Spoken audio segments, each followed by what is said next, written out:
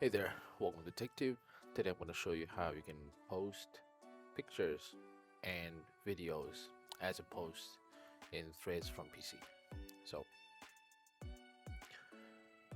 So, this is a main page of my threads account or profile, right? So this should look somewhat similar to yours. And when you want to post, you just click on here and start typing, right? So in here, if you want to add pictures or videos, you just click on the symbol right there, right? Just click on it and it should give you kind of this uh, you just choose where the picture is, right? So you can add pictures, right? You can add pictures, but since videos are also shown, you can add videos too.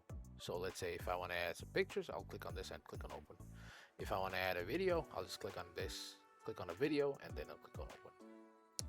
Let's say I want to upload that picture, right? So look at this, and you just type some shit, right? And whenever you're done, you can add multiple pictures or videos.